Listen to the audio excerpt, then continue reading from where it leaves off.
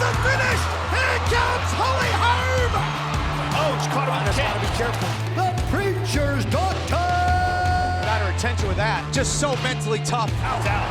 Nice job, Holly Holm.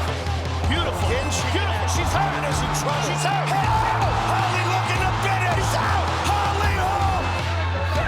Oh, high kick. Just barely got her hand up in time. Holly, the Preacher's Daughter.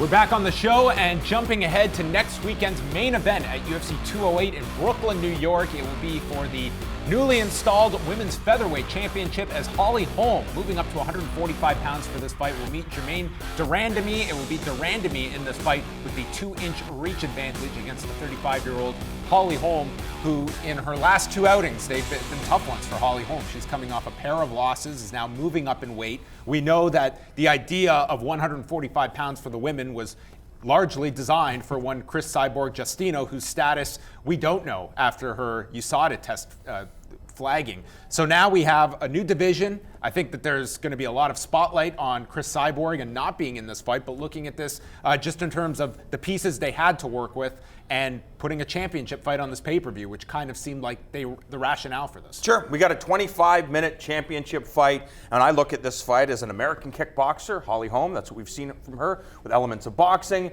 and Germaine de Randamie with that Dutch Muay Thai style, and we know they're mixed martial arts fighter. We know de Randamie, she has an affiliation with American Kickboxing Academy. She spent years training with those guys, and you hope that that's what she's doing in preparation for this fight with Holly Holm, who really, yes, she lost that fight to Miesha Tate, but she was winning the fight. She just slipped in a banana peel, and Miesha Tate really, really wanted it. And we all know how good Valentina Shevchenko is. She's just super talented. So that's when you're facing quality opposition. Sometimes you're going to win, sometimes you're going to lose.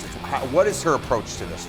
I look at this. This is the worst loss that she had, and you will notice in this fight, she's coming forward all the time. Look right there, although that was beautiful by Shevchenko. But when Holly Holm is coming forward and storming towards Shevchenko, she's not doing well. That was the key difference. Shevchenko did well coming forward and did well going backwards. Holly, on the other hand, when she's been at her best through all of her UFC wins, especially ending with Ronda Rousey, she executed moving backwards. And it was the Ronda Rousey fight where it all kind of came to a culmination, but it was her moving backwards. It was her drawing Ronda in. It was her playing an invite and counter game and then sliding off on angles. And that's been the key. And intercepting, moving away, getting underneath, and ultimately setting her up for punches and then that head kick right there. And really, that's the key to it. If she can make de Randamie, who loves to move forward, who loves to get behind her aggressive weapons, if she can make her move forward, a natural state for her, it's also a natural state for Holly to move back, and we will have two fighters executing what they both love to do, and that's when you often get the best fights. Do you like the idea, John, of more weight classes for the women? I mean, as they're expanding now, I think that you have to be looking at weight classes like 145, like 125, hopefully with the idea of populating them, because we don't know any other women that are going to be fighting at featherweight. And that's what it comes down to. Yes, I'm a big fan, especially when you look at the men and some of the divisions between like 170 pounds and 185 pounds. If they were to create a division in between that, a lot of fighters would fall into that weight category. Who do they have? Yeah. Right, for the women at 145 pounds. Yes, we know that they have Cyborg, but are there going to be some girls that are deciding to move up from 135 pounds to 145 pounds, or are they now going to scour the globe hoping to find those athletes? Well, let's talk about Cyborg, and let's be honest, she is a devastating, terrifying person to fight. She goes out and she lays aggression on you all the time. And look, just when you're in there with her, and both of these two women, one of them, Holly and Germaine, one of them will be the champion, and they will fight Cyborg in the future. And they're among the only two in the world that I can imagine facing off against this devastating power. Look at the power that she drills into those wide hooks. To go in and face Cyborg, these two women are up for it. One will defend the belt against her at some point. But you're going to have to look long and hard to find some other fighters that want to get in there. And if there's some high-level wrestler, some extremely talented, skillful grappler who can also strike, great. But to find another boxer or kickboxer that can deal with any of these three is going to be a challenge.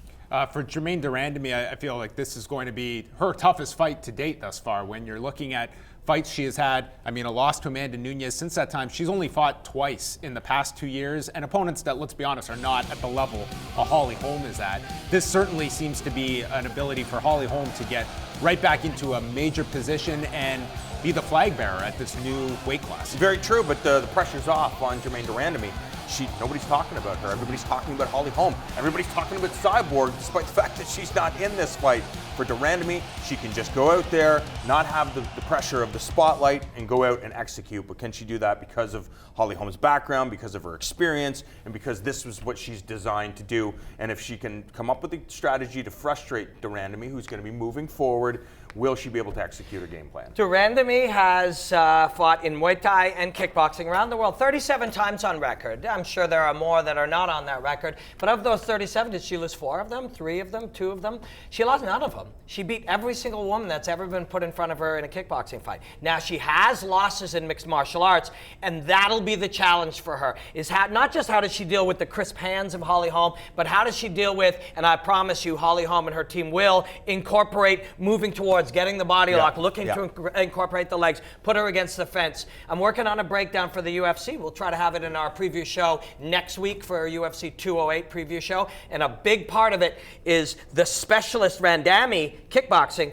not against the specialist boxer, but against the generalist. Now, it's the idea to freeze de Randamie in the sense that she's now going to be thinking about the takedown. It's like, oh, I thought this was going to be an MMA kickboxing match or an MMA Muay Thai match. Now you're introducing wrestling. Now I'm second guessing myself. 100%. You're going to see that. You're going to see Holly Holm's team really incorporate some of the in-between positions in mixed martial arts. Lots of discussion of UFC 208 next week, and be sure to catch the MMA Report with yours truly. You can go check it out at FightNetwork.com and subscribe to the MMA Report with John Pollock on iTunes. Coming up, with some of the biggest stars in the UFC on the sidelines, the panel reveal who they think can and will step up to fill the void.